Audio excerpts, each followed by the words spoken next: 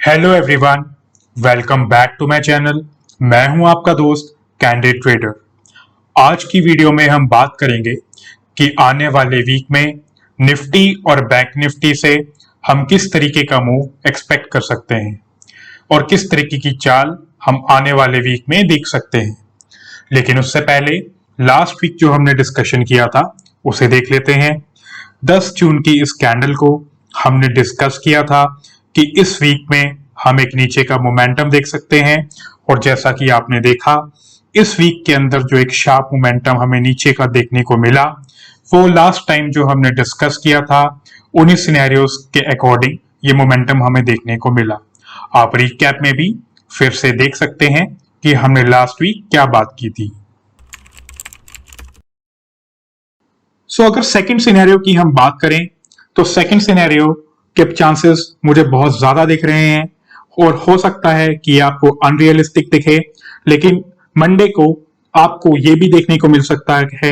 कि हम यहां पे एक गैप डाउन ओपनिंग लें और इस गैप डाउन ओपनिंग के बाद हम बिल्कुल थोड़ा सा बाउंस लेकर दोबारा से डाउन ट्रेंड कंटिन्यू कर दें। तो इस चीज के होने की प्रोबेबिलिटी भी है। लेकिन अगर हम गैप डाउन ओपनिंग की बात करें तो हम डेली चार्ट पे देख लेते हैं, तो हो सकता है गैप डाउन ओपनिंग इस एरिया के आसपास भी हो और यहां से थोड़ा सा बाउंस ले, या मार्केट एक दो दिन यहां पे खड़ी हो जाए और उसके बाद कंटिन्यूसली नीचे चलती जाए। तो ये सिनेरियो 2 मुझे देखने को लग रहा है, और इस चीज के होने की प्रोबेबिलिटी थोड़ी सी ज्यादा इस टाइम पे लग रही है। जैसा कि हमने रिकैप में देखा और हमने लास्ट टाइम बात की थी कि हम इस वीक एक गैप डाउन ओपनिंग ले सकते हैं, और जैसा कि आपने मंडे को देखा हमने 15,870 के आसपास एक गैप डाउन ओपनिंग ली। उसके बाद मार्केट ने यहाँ पे 2 दिन वक्त बिताया, और उसके बाद तीसरे दिन मार्केट ने एक नीचे का शार्प अप डाउन मूव दिया। इसके बाद अब इस मूव को हम 60 मिनट पे जाके चेक कर लेते हैं कि अब मार्केट के अंदर क्या सिनेरियो आने वाले दिनों में हो सकता है।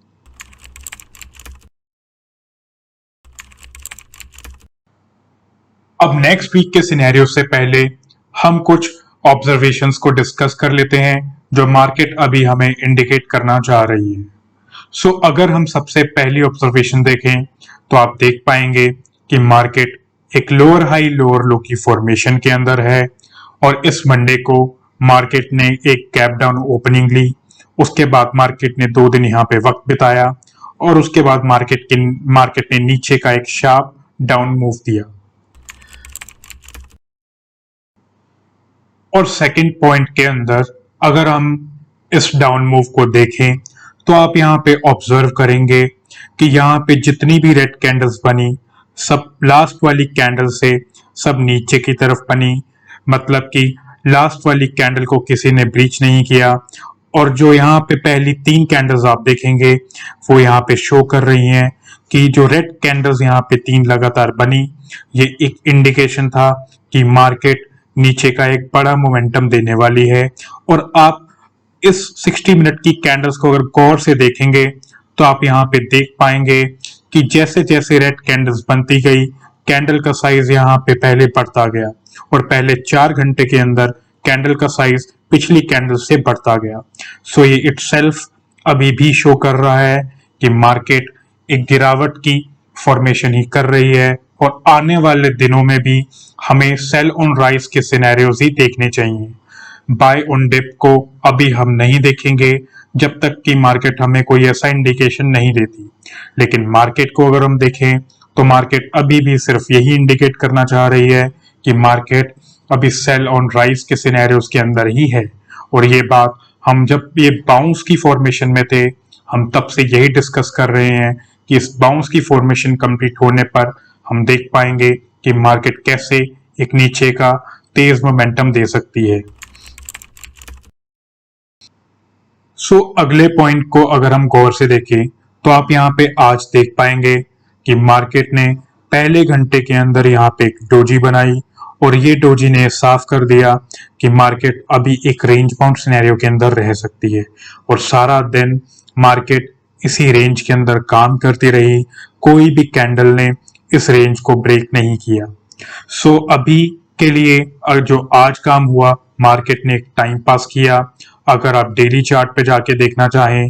तो आप देख पाएंगे कि एक्चुअल में मार्केट ने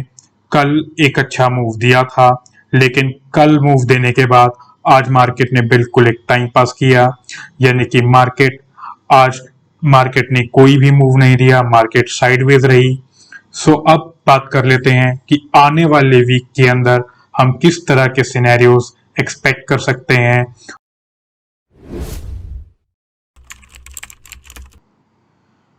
अब अगर पहले सिनेरियो की हम बात करें, सो सबसे ज्यादा प्रोबेबिलिटी अगर आप मुझसे पूछें तो वो ये है कि आज दिन भर मार्केट ने एक रेंज के अंदर काम किया, और अगर इस मार्केट को इस गिरावट को जारी रखना है, इस गिरावट को कंटिन्यू करना है, तो मंडे को सबसे ज्यादा प्रोबेबिलिटी है कि मार्केट यहां कहीं इस रेंज के नीचे खुले, यानी कि आज जहां पे हमने क्लोज किया उससे 100-150 पॉइंट हम नीचे खुलें, और उसके बाद हम फिर से एक नीचे का मोमेंटम शुरू कर दें। अगर मैं आपको इसको डेली चार्ट पे दिखाऊं तो बेसिकली आप ऐसा देख पाएंगे कि जैसी कैंडल हमने यहाँ पे एक देखी, हो सकता है आने वाले दिनों में मे बी मंडे को या 2-3 दिन में हमें ऐसा ही मूव एक नीचे की तरफ देखने को मिले। ये अभी के लिए एक आइडियल सिनेरियो है, क्योंकि क्योंकि अगर आप इसे डेली चार्ट पे देखेंगे तो आप देख पाएंगे कि आज जो ये रेंज मैंने आपको भी 60 मिनट पे दिखाई, यानी कि ये जो डोजी ने आज पूरा दिन काम किया वो एक इनसाइड कैंडल की फॉर्म में काम किया। यानी कि जिन लोगों को इनसाइड कैंडल नहीं पता तो मैं बता देता हूं, यानी कि जब भी मार्केट एक मूव लेती है तो मूव के बाद मार्केट एक रेंज के अंदर एंटर करती है, और उसके बाद फिर से मार्केट वो मूव को कंटिन्यू करती है। क्योंकि अगर आप यहाँ पे गौर से देखें तो जो मूव इसने कल दिया उसके बाद बेसिकली आज इसने एक रेस्ट लिया है, यानी कि उस गिरावट से एक रेस्ट लिया है। यहाँ पे हम गिरावट अभी ऐसा नहीं कह सकते कि गिरावट खत्म हो गई है, क्योंकि ऐसा अभी कोई भी इंडिकेशन हमें देखने को इस चार्ट पे नहीं मिला है। सो आइडल सिनेरियो जो सिनेरियो 1 है वो मैंने आपको बता दिया कि हो सकता है आने वाले वीक में हमें जैसा मूव यहाँ पे देखने को मिला वैसा ही मूव हमें नीचे भी देखने को मिले। अब बात कर लेते हैं सिनेरियो 2 की कि सेकंड सिनेरियो में क्या होने की प्रोबेबिलिटी है। अब हम सिनेरियो 2 की बात कर लेते हैं। सिनेरियो 2 को अगर हम देखें तो सिनेरियो 2 सिनेरियो 1 से थोड़ा ऑपोजिट है। सिनेरियो 2 में ऐसा हो सकता है कि जहां पे हमने क्लोज किया मार्केट वहीं कहीं एक ओपन हो या थोड़ा सा ऊपर ओपन हो, और उसके बाद मार्केट 1-2 दिन तक यहाँ पे बाउंस ले और थोड़ा सा ऊपर जाकर फिर से मार्केट नीचे आने की कोशिश करे। सो ऐसा भी एक प्रोबेबिलिटी अभी बन रही है, लेकिन अगर आप मुझसे पूछें तो पहले सिनेरियो के होने की प्रोबेबिलिटी थोड़ी सी ज्यादा है, क्योंकि एक आइडियल सिनेरियो वही होगा कि मार्केट ने यहाँ पे नीचे का एक मूव लिया, उसके बाद मार्केट ने यहाँ पे एक दिन का पॉज लिया, और उसके बाद मार्केट नीचे दोबारा वो गिरावट कंटिन्यू कर दे। लेकिन हाँ, अगर सिनेरियो 2 भी हमें देखने को मिलता है तो भी ठीक है, तब भी हम सेल ऑन राइज की अपॉर्चुनिटी ही फाइंड आउट करने की कोशिश करेंगे। सिनेरियो 3 की अगर हम बात करें तो ये उन लोगों के लिए है जो एक्सपेक्ट कर रहे हैं कि यहां से हम एक बुलिश मोमेंटम देख सकते हैं, क्योंकि कुछ लोगों को लग सकता है कि आज हमने नीचे एक यहाँ पे ग्रीन कलर की डोजी बनाई है तो हो सकता है कि ये गिरावट रुक जाए। सो उसके लिए हमें चार्ट पे एक ऐसी इंडिकेशन देखनी होगी जिससे हमें कंफर्म हो कि मार्केट ऊपर की तरफ मूव करना शुरू हो चुकी है। सो जब तक मार्केट हायर हाई की फॉर्म में चलना शुरू नहीं हो जाती हम तब तक नहीं मान सकते कि मार्केट में जो एक गिरावट है वो खत्म हो चुकी है। सो सिनेरियो 3 की प्रोबेबिलिटी अभी थोड़ी सी कम है, या आप कह सकते हैं कि बहुत कम है, क्योंकि उसके लिए हमें पहले चार्ट पे बेसिक जो चीज है यानी कि हायर हाई हायर लो उसकी फॉर्मेशन जब तक नहीं हो जाती तब तक हम नहीं कह सकते कि मार्केट एक बुलिश मोमेंटम के अंदर आगे एंटर कर सकती है, और तब तक हम बाय ऑन डिप का सिनेरियो नहीं देख सकते। अब हम बात कर लेते हैं कुछ इंपॉर्टेंट पॉइंट्स की।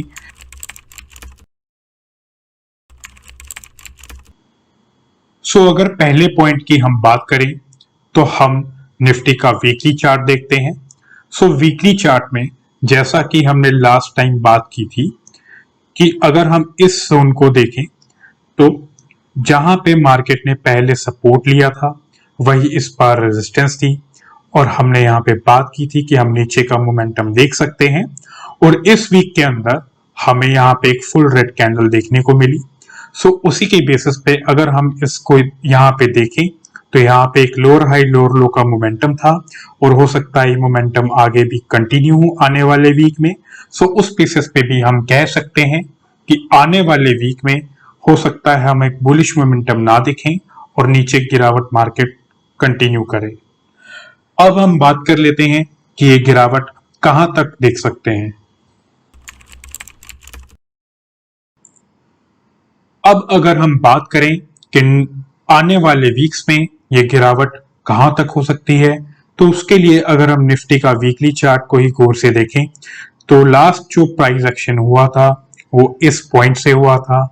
अगर इस जोन को हम गौर से देखें तो आने वाले वीक में ये गिरावट इस जगह पे एक बार सपोर्ट ले सकती है, और हो सकता है आने वाले वीक में यहाँ पे हमें गिरावट एक बार के लिए रुकती हुई या एक बार के लिए थोड़ा पॉज लेती हुई दिखे। उसके बाद जैसा चार्ट पे बोलेगा या जैसा चार्ट हमें इंडिकेट करेगा, हम उस हिसाब से डिसाइड करेंगे कि आगे उसके बाद क्या होने की प्रोबेबिलिटी है। अब हम बात कर लेते हैं कि बैंक निफ्टी में भी आने वाले वीक में किस तरीका का मूव हम देख सकते हैं। बैंक निफ्टी को देख लेते हैं। अगर हम बैंक निफ्टी की बात करें तो हम बैंक निफ्टी का डेली चार्ट देख लेते हैं। बैंक निफ्टी में अगर हम देखें तो बैंक निफ्टी ने जो लास्ट लो है ये अभी भी ब्रेक नहीं किया है, और बैंक निफ्टी ने आज फिर से यहीं पे एक पॉज लिया। आने वाले वीक में हम देख सकते हैं कि जैसा कि हम अभी बड़े टाइम फ्रेम में भी लोअर हाई लोअर लो में है, तो हो सकता है मंडे को जैसा हमने निफ्टी में बात की कि बैंक निफ्टी भी एक गैप डाउन ओपनिंग ले और नीचे की तरफ मोमेंटम को कंटिन्यू कर दे। और अगर बैंक निफ्टी को हम 60 मिनट पे भी देखें तो बैंक निफ्टी ने आज एक अप मूव लिया, यानी कि एक बाउंस लिया, यानी कि ये जो गिरावट थी उसके बाद मार्केट ने एक बाउंस लिया, और बैंक निफ्टी हो सकता है आने वाले वीक या मंडे को यहीं पे सीधा गैप डाउन खुले और नीचे की तरफ कंटिन्यू कर जाए। ये सबसे बेस्ट प्रोबेबिलिटी है जो बैंक निफ्टी में अभी देखने को मिल रही है। ये थी निफ्टी और बैंक निफ्टी की नेक्स्ट वीक की एनालिसिस। अगर आपको वीडियो अच्छी लगी तो वीडियो को लाइक करें एंड चैनल को सब्सक्राइब करें, and stay tuned for the next video on this Wednesday. And yes, अगर आप वेडनेसडे सीरीज के बारे में कोई फीडबैक देना चाह रहे हैं तो आप कमेंट में जरूर बताइएगा कि वो सीरीज आपको कैसी लग रही है। अगर आप उसमें कोई कंटेंट ऐड करना चाह रहे हैं या कोई टॉपिक सजेस्ट करना चाह रहे हैं तो आप कमेंट में लिख के बता सकते हैं। Thank you so much, stay tuned.